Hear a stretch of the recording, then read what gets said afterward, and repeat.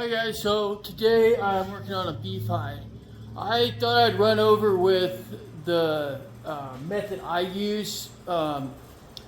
It works really good if you don't have a room with a lot of space or you just don't want extra equipment that's bulky. It works really good for deer, elk, anything like that, and you'll see here it works really well with beef hides as well. So let's go ahead and get started, and I'll show you the tools I'm going to use. So the first thing I like to do is I like to use this breaker blade. I think it's actually maybe a scraper, but and I like to go through, and if I have any spots, any divots, I'll kind of smooth them out real quick. Kind of give myself a flat surface so everything's fairly even.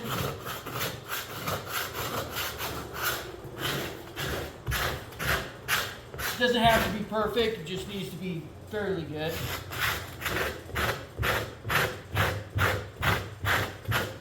And this kind of helps stretch your hide and help break it as well. Okay.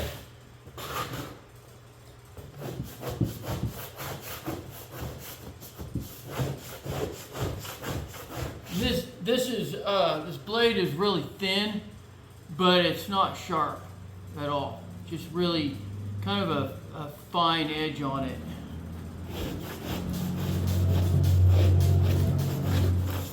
Okay, so after that, what I want to use is this piece of equipment here. Now, for this particular hide, I'm going to use the brush. Sometimes when I'm done brushing it, I'll go back with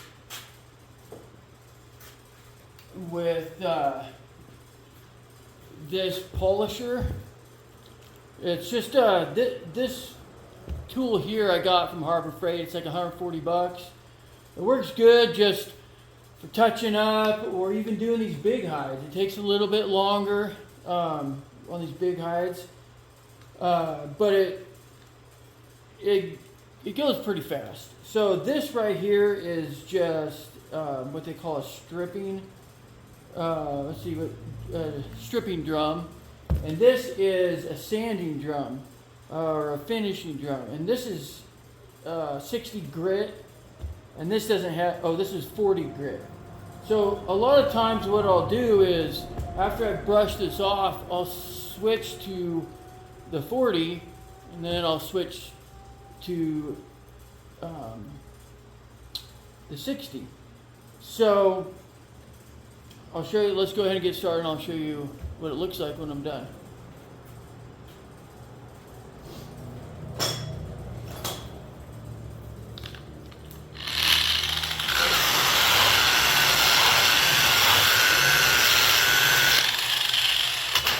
Something also to note that I use this, this is a very variable speed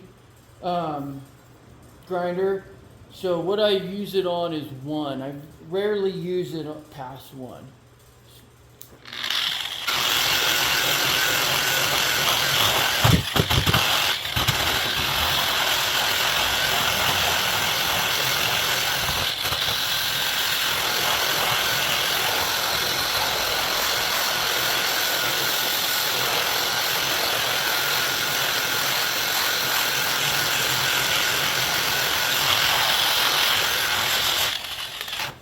So after I've gone one direction, I'll switch and I'll go the other direction. And what this does is it breaks those fibers up, and it actually does pull some of the fibers off, and it just breaks everything apart. So the other thing that I recommend is every once in a while going through with a blower, blowing all these vents out, because this stuff will get caught in those vents, and the thing will start to overheat a little bit, and you can smell it. So let's go ahead and go the other direction.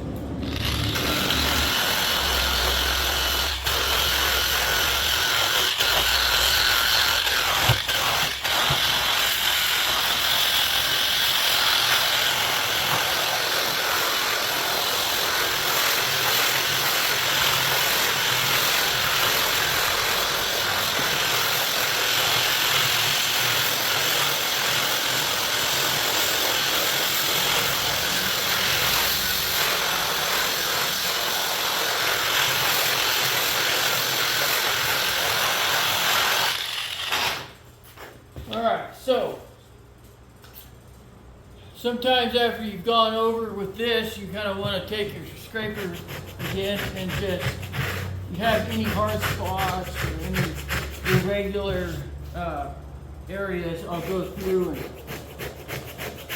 touch it up with this. And then you can go ahead and hit it again with your buffer.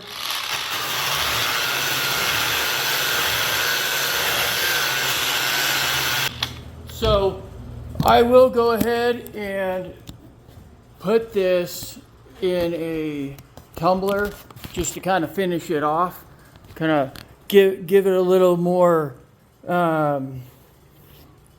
flex in the hide, and it kind of, the sawdust kind of gives it a nice color as well. But you can see, hopefully you can see that, you know, it's pretty dang soft. It's really soft, but also it's pliable.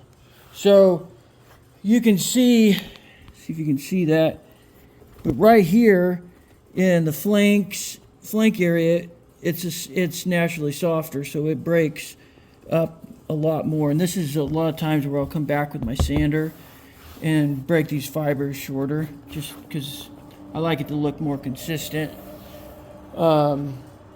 Anyways, I hope this helps. Like I said, I will throw this in a tumbler when I'm done. Cleans the hair and everything else, and it does break it up, break it a little more. Anyway, hey guys, Jory from Dragged Out Taxidermy. So after I went ahead and sanded that and buffed that hide out, I went ahead and threw it in my tumbler. I actually tumbled it for probably 30 minutes. I pulled it out. I actually ended up sanding a few other places again, and then threw it back in the tumbler. I will say the tumbler is not necessary to make it look pretty decent, but it makes it just that much better, in my opinion, that much more flexible. So you can see behind me here, this is the kind of the final product.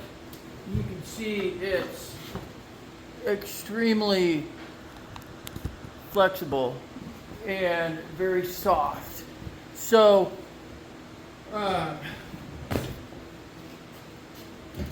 do like to leave my hides a little thick, just I think they last a little longer for the customer, and also they lay a little flatter sometimes. They don't cause a bunch of wrinkles if someone's going to throw it on their couch or whatever. It just also, when you're tanning a big beef hide or anything that's thick and really tight grained, I would recommend using Acid Bait. Acid Bait is an awesome product. You can find a ton of information on the internet about it. And also use your tanning oil after you've tanned the product. And that'll just keep these fibers from basically adhering back together. It'll just keep it soft. So anyways, I hope this video helps, and I hope that you know, you can benefit from it. And if you have any questions, feel free to ask them. Or if you have anything that you see that I could have done different, or have any suggestions, feel free to comment those as well. Anyways, thank you, and I'll catch you on the next video. Bye.